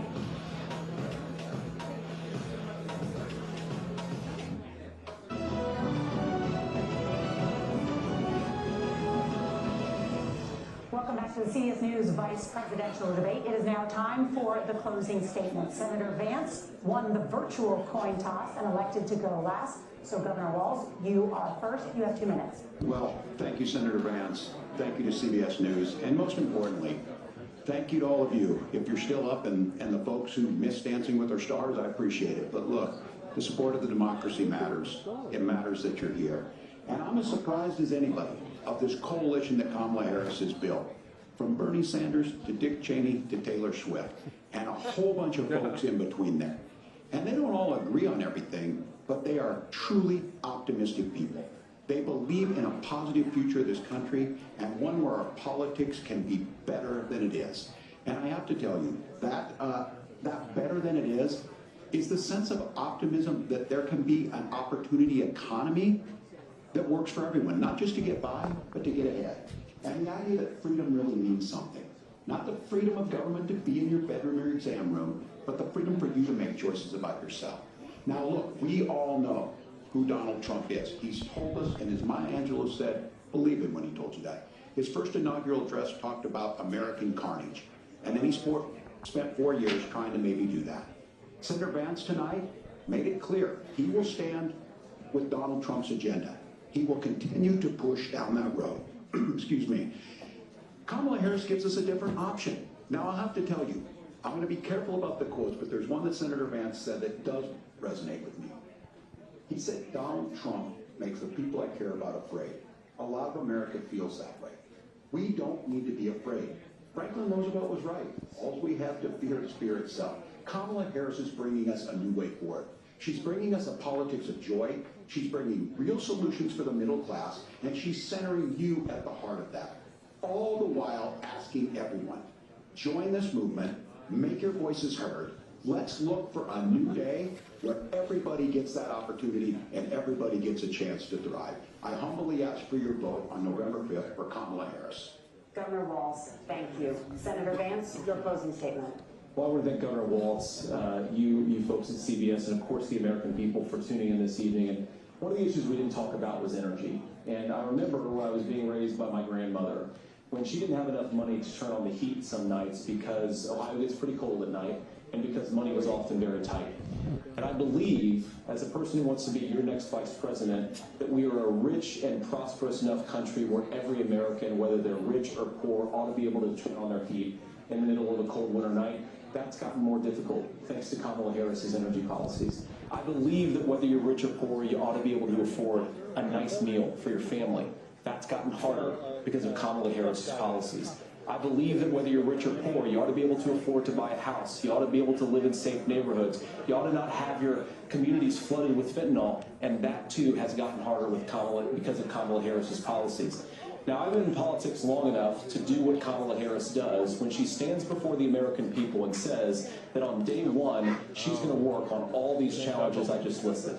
She's been the vice president for 3.5 years. Day one was 1,400 days ago, and her policies have made these problems worse. Now, I believe that we have the most beautiful country in the world. I meet people on the campaign trail who can't afford food, but have the grace and generosity to ask me how I'm doing and to tell me they're praying for my family. What that has taught me is that we have the greatest country, the most beautiful country, the most incredible people anywhere in the world. But they're not going to be able to achieve their full dreams with the broken leadership that we have in Washington. They're not going to be able to live their American dream if we do the same thing that we've been doing for the last 3.5 years. We need change. We need a new direction. We need a president who has already done this once before and did it well. Please vote for Donald Trump. And whether you vote for me or vote for Tim Walz, I just want to say I'm so proud to be doing this, and I'm here for you. God bless you. Good night. Senator Vance, thank you. And thank you both for participating in the only vice presidential debate of this election cycle. I'm Margaret Brennan. And I'm Nora O'Donnell, and a reminder there are just 35 days until Election Day. Please get out and vote, and for all of us here at CBS News, thank you and good night.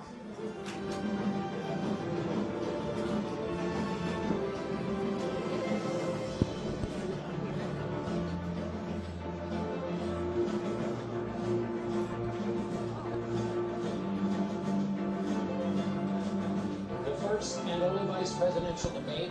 This election is now complete. It was a cordial debate of the kind that people mostly say they want. You notice here the two candidates lingering on the stage. That's quite a difference from the presidential debate, in which it was not even sure that Vice President Harris and Donald Trump will shake hands. Governor, how did you think the governor did today? I appreciate what Tim said about Finland was one of the many ways in which Senator Vance agreed with the governor. Well, you saw a real contrast, right? You saw this slick debater, someone who's had a lot of experience doing it, out there lying. I mean, one after another. And you saw Tim Walz, who's just telling it like it is for the American people in a way that they understand. There's no doubt that Tim Walz won when it comes to the issues that really matter to Americans, especially middle-class Americans and working families. How do you handle the questions about his inconsistencies and his complete loving part of his past record of appearance, or why they've destroyed our... Well, look, I think what you saw is like, a guy who, got a date wrong about a field trip that he took, right, versus a guy who, frankly, called his running mate America's Hitler. He called Donald Trump a Nazi. So this is a real contrast. Yep. Take a path, please. Take a path. Okay. This is what it feels. You know what it feels like? You can see why President Trump picked him. You can see this was by far the best performance of ever seen. Because President Trump was so successful in his first term, all we have to do is get him back. All we have to do is get President Trump back, and we can turn the country around. Another thing that J.D. Vance did tonight, he restored hope. There are millions of Americans who've given up hope that things will never get better, that they're not going to be able to afford things in the future. We're not going to be able to bring down the cost of groceries or bring down the cost of gas. We're not going to be able to make our communities safe. But that's exactly what J.D. Vance and Donald Trump will do. They will make our communities safe. The other thing, too, I think what was exposed tonight is that Tim Walz and Kamala Harris, they're all slogans. There's no substance to any of it. And on answer after answer, Kamala Harris's ticket had nothing to say. But J.D. Vance showed that the Trump-Vance vision is what's going to save this country. Who's saying? Excuse me. I want to get out of here.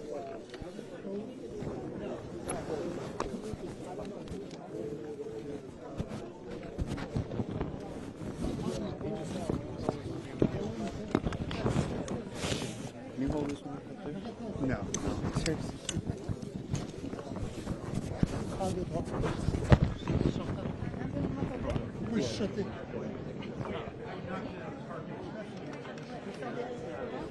People out there.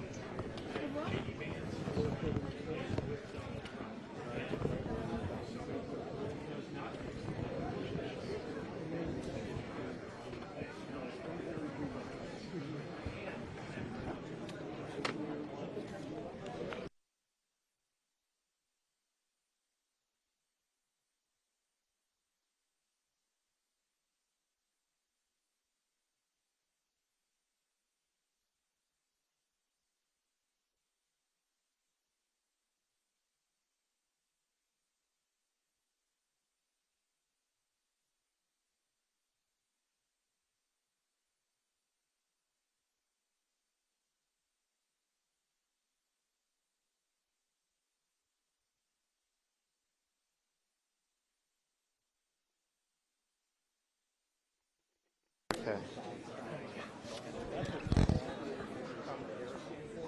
All right. Tell us, I guess just your initial first impression. We're just getting off. Well, first, what a great ending. I think Tim Walz really nailed it on what's disqualifying about Donald Trump and J.D. Vance. That Donald Trump didn't honor a free and fair election once. And unlike the Honorable Mike Pence, J.D. Vance did not say that he would break it all with Donald Trump and honor the will of the American people. That's disqualifying right then and there. On issue after issue during the debate, Tim Walz pounded away on what we're going to do to reduce health care costs, protecting our freedom, our right to choose, and so many other points. But I think the end really brought it home about what's disqualifying about Donald Trump and J.D. Vance. I think there was a lot of substantive debate. Can you just tell us about the styles of what we... Well, very different. I mean, obviously, if you're picking a used car salesman, you'd want J.D. Vance, right? I've been in business. If I ran a car dealership, he's the guy. So you get a slick politician versus a coach, dad, military veteran, and I think that really shined through. Tim Walz is who he is. I've known him for well over a decade. I served with him for 10 years in Congress. This is somebody who's authentic, right? He's not going to be slick. He's not going to be having shifty eyes like J.D. Vance. He told it. He spoke from the heart on issues that matter to him and really brought it home for the American people. Who won this election? All right. We don't know who wins. Again, I think the ending was really most important. This falls deterrence. I think with this being the news cycle right now is important for JD. Time and again, over and over, JD, Kamala Harris and Tim Walz for being all slogans and no substance. But what he also very successfully did was show that with President Trump, we had a great economy, we had a secure border, and when we get President Trump back, we can change all of this immediately. We can bring it all back and make it better. The important thing, Byron, you're a student of the game. You've been doing this for a couple of years. A lot of Americans have given up hope. Many Americans just don't think things are ever going to get better. You can ask anyone on the street, do you think your personal economic situation is going to get better? And many Americans say no. They've given up. They've almost quit. But what J.D. Vance was able to show is with President Trump and Vance, with their policies, America can be great again. We can do this, and it can start on day one. But this was 90 minutes into the... Between the candidates, between Walz and Vance, you were involved in preparations. Was that something you advised him to veer away from personal attacks on Walz and focus more on policy? There's even points where he said, I agree with you on this, but, Now, J.D. Vance is a natural. That's the reason why President Trump picked him. President Trump frequently refers to J.D. Vance as being the best athlete on the board, to use NFL draft terms. But the reason why President Trump likes J.D. Vance so much is because, like himself, he's true to his vision.